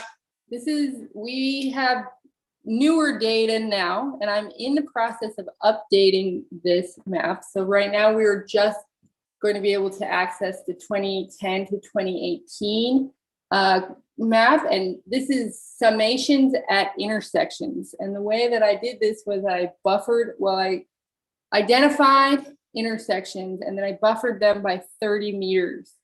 And then we've summed them here in the map. Now this is most of the crashes that have occurred near intersections, but not all of them, because some of them were not geolocated, especially in the earlier years. And I would like you to see if this map is useful, because it's kind of a proof of concept map We don't have any obligation to host this map, but we thought it might be useful. But if it's not useful, then I won't spend any more time on it. So what the map shows is just crashes at intersections. It doesn't show crashes that happen in between intersections. And that would be something that I would work on the next update if there's pressure for me to do that. So you can zoom in and out of the map using the toggle buttons up here in the top left, and it'll bring you to many different intersections, and you can hold the mouse and scroll around, like just grab it and scroll if you wanted to go someplace. Then there is a, there should be, where is it? I should be able to find where's my legend here? Oh, here. Here is some details. And then the legend here can tell you that the size of the icon is how many, and then the color is if it was property only, injury, or fatal crash. So then you can click on any one of the items and it will tell you something about it. So here at Osage and Cerrillos, there's been 285 and 196 are property damage only. And then there's 2 pedestrians and 2 cyclists and 3 pedestrians that we have during the time frame of 2010 through all the way to the end of 2018. So the beginning of 2010 to the end of 2018. And then if you use this button here, so you see 1 of 2, you can see a little more information. So you've actually selected this council district. But then if you wanted to see, okay, I want to see this blue one. So that's the injury crashes, right? The injury crashes. So then this comes up with the same information. So there's a few places where I would like to better this map. And so you can see that here I'm identifying the same the same cyclists and the same pedestrians. That's not going to change because for every item there's just one summation for how many cyclists and how many pedestrians. So these pedestrians and cyclists are not related to the injury or the type of crash. That's related to what's happened at the auto. So if we really wanted to dig into it, we would have to dig into it more. And then you can, oh, and there's 1 of 4 here. It'll show you the council districts. Sometimes I have duplicate, sometimes you have 2 intersections that are really close to each other and they overlap. So you might get like 20 different buttons, and some of them are duplicates. So you have to be careful with that too. Just be making sure you're looking at the name. So it's not a perfect map, but if it's something that we like and people are using, then I can more perfect it. So like one thing that I'm doing is I'm identifying intersections right now that were not identified in my earliest layer. That takes a lot of work to identify all those errors. So it's good if you guys can try this out and see if this is going to be informative for you. So here you have a fatal crash, and obviously that's the red button. And then 1 of 10, oh, so it's LC. There's another intersection that's just really close. Or it might even be the same intersection, but identified similar, differently. So there are some unclarities there, but hopefully it'll be useful overall. So you can just go to an intersection of interest and check out some basic information on that intersection. All right, so I look forward to hearing your questions, and if anyone has any questions right now, I appreciate your time tonight. Thank you so much, Hannah. I see a couple hands up. And so first we'll go with Committee Member Tallman, then Committee Member Gabrielle, and then Committee Member Redner. Hannah, this is really cool. Can you look at this data in a table form? Could you, for example, rank intersections by number of crashes?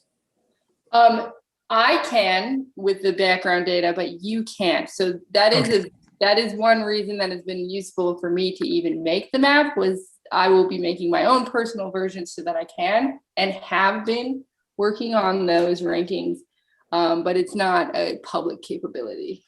So if you need those data though, Sky, you can go ahead and ask me for them. One thing that might be interesting, because it's easy to kind of get lost in a map like this, is maybe on the same page, maybe below, you could put like the top 10 or the top 20 highest ranking intersections. And so you could see like, oh, like is this intersection that's frustrating me, does it rank in the top 20, or is it an average intersection? Yeah. So what? Or maybe some summary statistics, like your average, I don't know how to best understand it, like maybe a AADT to crash ratio, and what's above and below average. So you could kind of see,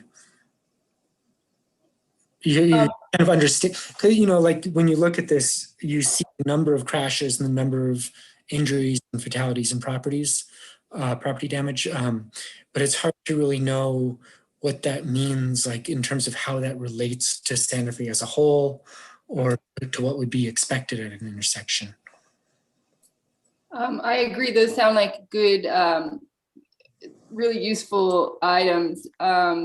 With the AADT, so I have not done this by AADT. It's a lot trickier since the the traffic count locations are not in standard places and they shift around. So trying to do that legitimately is tricky. But well, what that's I just have the first thing done, that came to mind. So maybe not no, specifically, but no, but that's a really important one, because that comes out with, then you get a rate and the probability of crashes, right? So it's actually really important, because like on this map, you see that Cerrillos and St. Francis, of course, is very ugly. It's very ugly. 442 recorded crashes here. And it's the worst one by absolute numbers. But now if you take into the number of cars, and the probability goes way down, and it is not the worst by probability based on number of cars. Now I always question though, I mean, are we kind of forcing people to go through Cerrillos and St. Francis? I mean, it's kind of like a major intersection and everybody uses it at some point. So in some ways it's like, well, you probably have a probability of 1 of using it. So I don't know, I get really confused. But anyway, thank you for the suggestions, Sky, and maybe I'll touch in with you later about those, or no my problem. next version. Thank you. Yeah, no, I'd love to help with that. Okay. Okay, thank you, Committee Member Tillman. Next, Committee Member Gabrielle. Thank you, Hannah. I think this is great. I just have a question about how intersections are defined. Are they just street intersections, or does it include where the bike trails intersect with the street? So for instance, where the trail crosses Yucca, the Chamisa Trail. No, it is just roads. So the way that I did this was I took roads and I did an intersect on where the roads would touch another road. So it is really blunt in that way. And there are definitely some errors because of that. So the next step is to QC that road layer first, and then focus on, or to do this, as you see, I was showing you that really the pedestrian cyclist, it's interesting, you can see how many, but it's really not focusing on pedestrian and cyclists. So I could do another version that is pedestrian and cyclist focused, and that's also really useful. So short answer though, no, it does not really focus on the trails. That's one of the things that I think could be useful, because I don't think our culture is really used to stopping for people crossing the roads from the paths, and maybe that would be difficult, but I think it's certainly something we may want to consider. So thank you. And thank you. One thing I have to remind you too is that this is just the intersection crashes. So a lot of those crashes aren't even going to show up on this map, because those would have occurred in the segment. So that would be the next, or like the area between the intersections. And so that will be the next thing I'm sort of working on concurrently right now, but it just takes so much time. So yeah, so that should hopefully be in my segment map at least, but I agree with you. So thank you for that comment.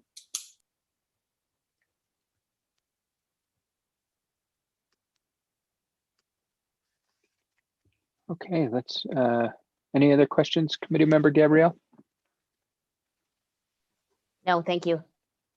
Okay, yes, thank you. Committee member Redner, and then we'll go back to committee member Tallman. Yeah, so Hannah, this is a great map. I do have two trivial questions. One is I just want to understand, is this crashes involving bicyclists only, or is this like all crashes? Oh, geez. No, this is all auto crashes. Oh, it would be a very hellish place if it was just pedestrians and Okay, that wasn't clear. Okay. Because Okay, I mean, because maybe a lot of these crashes, at least we don't, I mean, like, they're not sort of direct interest to us because they're, they don't involve bicyclists. My other question or comment is that when I went to the Santa Fe MPO main page and just like, if I assumed I didn't know where I was going, so I just typed in crash map in the search button, and it didn't take me to the crash map from one place, but then from another place it did. There's something with the navigation that should be maybe made a little bit more streamlined. So if you don't know where the crash map is, you can find it right away. okay, I'll try to put at least a button up somewhere. You have pointed out that my website building abilities are novice. Well, they're better than mine. So I will work on that, making it easier to get to. Yeah, and I've kind of been burying it. Like my coworkers are like, well, actually this is useful. So so please do try to use it. I'll put a button up on the front page in short order, maybe middle of next week, so that you can find it more easily. Thank you for those comments. Thank you. Okay, thank you, committee member Redner. We'll go back to committee member Tallman. Yeah, two more things occurred to me. One is, did you decide 30 meters because the spatial referencing is a little bit inaccurate on exactly where a crash took place? Because that just seems like a large distance if the crash locations are accurate. You know, I did it based on, I took some measurements, and so it was kind of just a blunt decision on, okay, 30 meters. So that is not well defined. And if you do this, if you look at our data overall, it makes it look like most of our crashes are occurring at intersections, which is unlike the rest of the US where only 18% and we have like 80%. So Okay. Nationally, it's 18%. So I should be considering what other people are doing to better standardize it with other data. But thank you for that comment. And the other comment, or maybe a question is, if it's not already laid out this way, can this be, can the user on the website toggle layers on and off? Because that could maybe address Sid's question, like if bicycle and ped crashes could be a layer that could just be toggled on and off by itself. Or if you're only looking for fatalities or you're only looking for injury crashes, it might be a useful feature if that's possible to add, to allow the user to toggle each layer on and off. Okay, I'll look into those capabilities as well. Like I said, this is a new thing for me, so it's been fun to play with, and I hope this is useful. It's kind of my first version. So I will look into that for the next version if you all would like to see it updated, as well as segments. I'm really excited to see this. So I think the work you're doing is awesome. I'm glad you're doing this. Thank you. Any other questions or comments for Hannah? Okay, seeing none. Again, kudos to you, Hannah. It's a great tool. Good job. With that, we'll go ahead and move on to the next agenda item, which is item 8A, Subcommittee communications from the Law and Policy Subcommittee. Okay, I will be brief. The only thing I want to share with you is there are 4 bills that have been introduced that sort of are of interest to our committee. And so I'll share this with you. And if you're interested, you can follow the bills. One is Senate Bill 58, which would create a tax credit for purchase of an electric vehicle or a charging station. The vehicle has to be $48,000 or less, so you can't buy a $150,000 Tesla and get a tax credit. SB Senate Bill 22 is a bill that's sort of related to safety. It appears that buses are going to have yield signs, and so if you're in a car and the bus is merging, you would have to yield to that bus. I don't know. I assume the purpose in that is there have been some issues with buses and cars not yielding to the buses. House Bill 270, I thought was kind of interesting. It adds self-driving cars to the existing motor vehicle code. So I thought that was sort of interesting that now they're proposing a whole new set of laws related to self-driving cars, which probably needs to be done.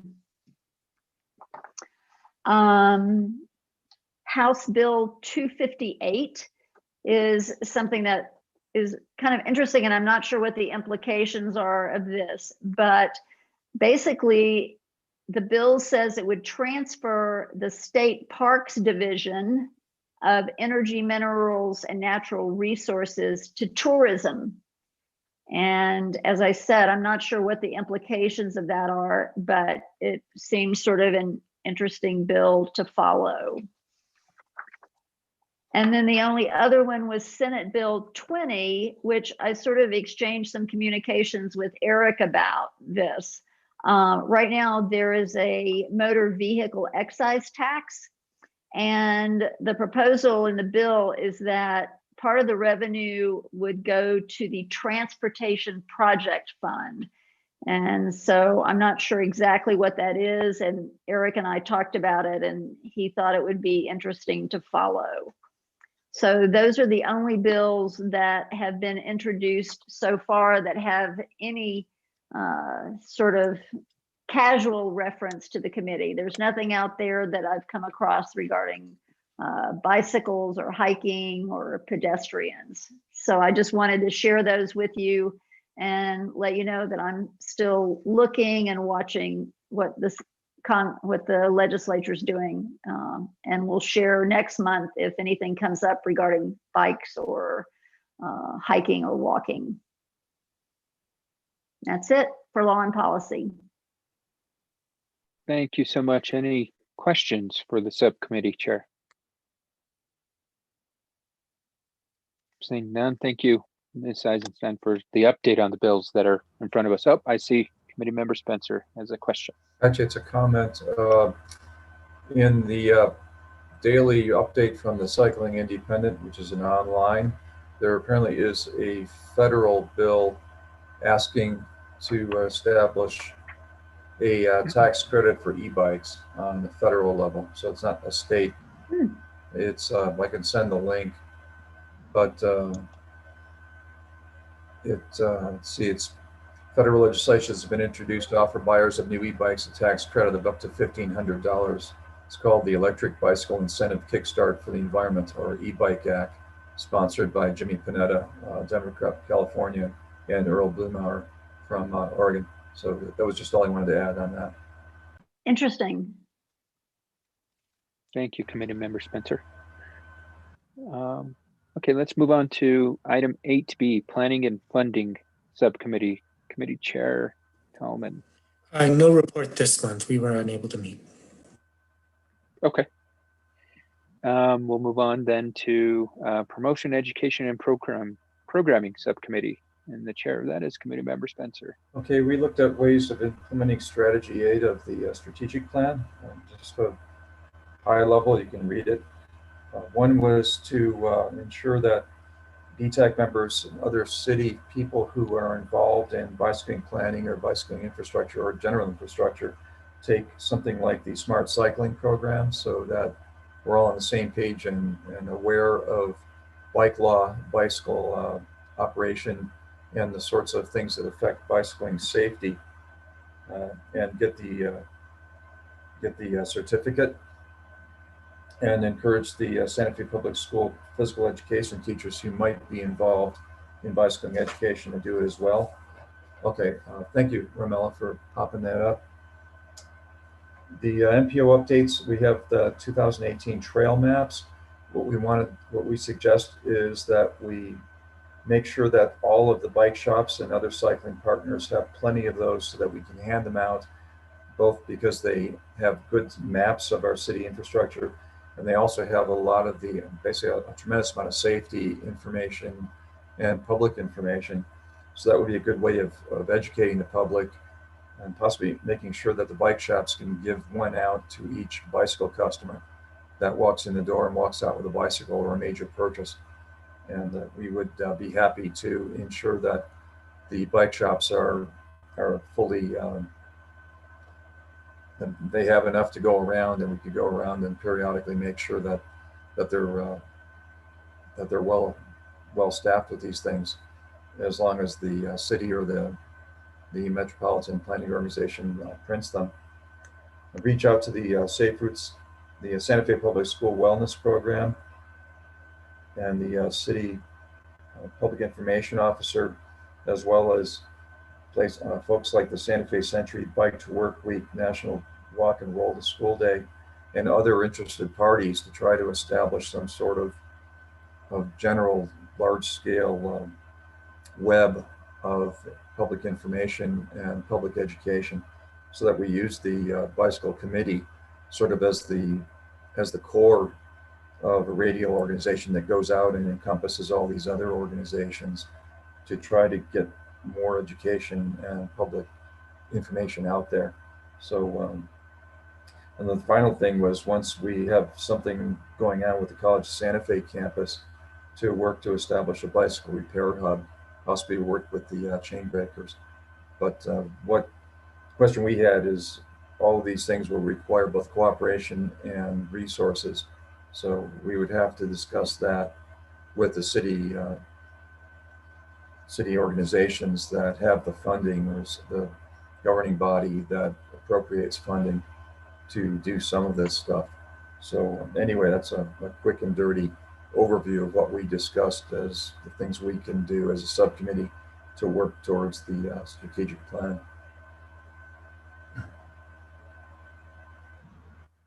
Thank you. Losing my voice.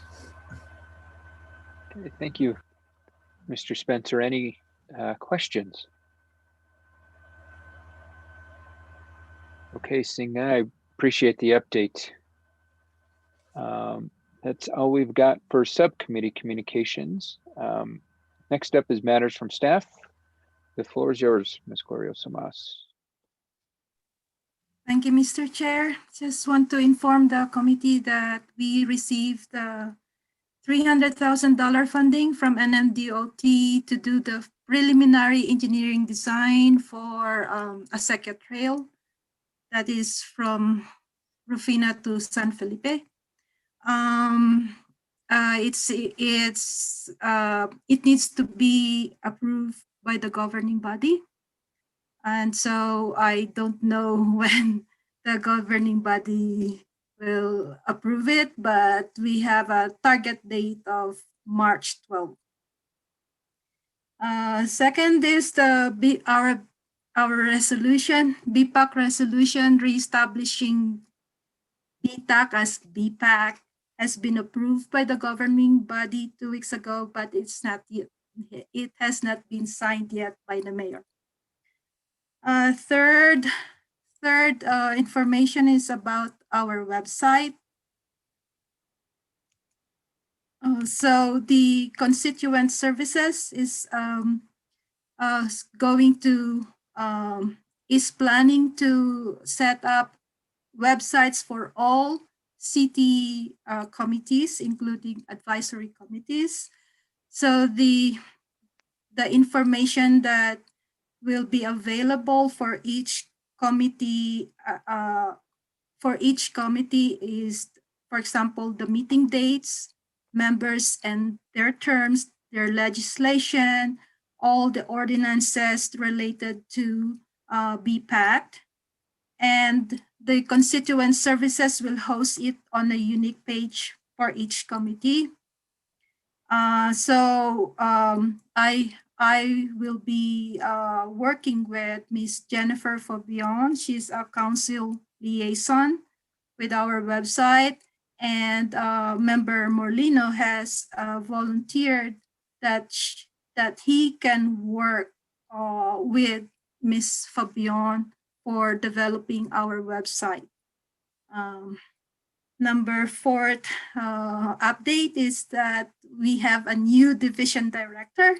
His name is Xavier Rosado. He started on last Monday, and he is awesome. Thank you very much. If you have any questions, I'm happy to answer any questions you may have. Thank you. Thank you, Ms. Glorioso Mas. Any questions? Okay, seeing none, let's go ahead and move on to matters from the committee. Do any committee members have any matters that they'd like to bring forth?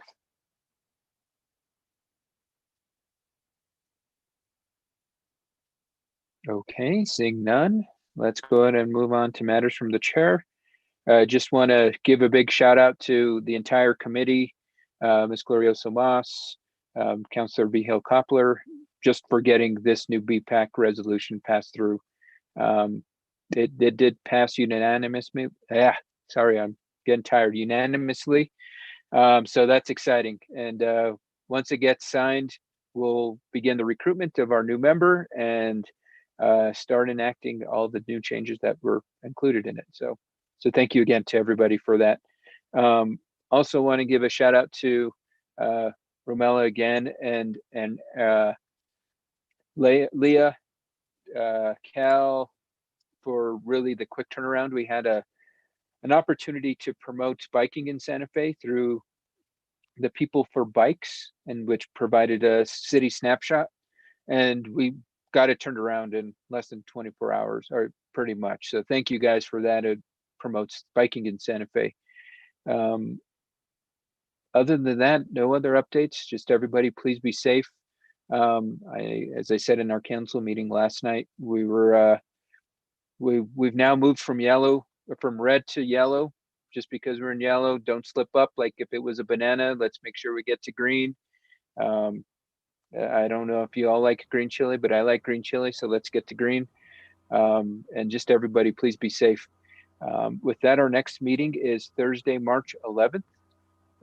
Everybody have a safe Valentine's Day, and we'll see each other soon.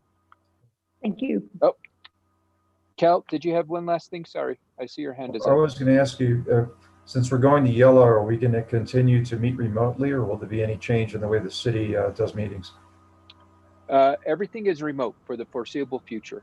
Okay. Once we start moving to in person, we'll make sure to give everybody appropriate heads up, but we are in the foreseeable future doing all of our meetings virtually.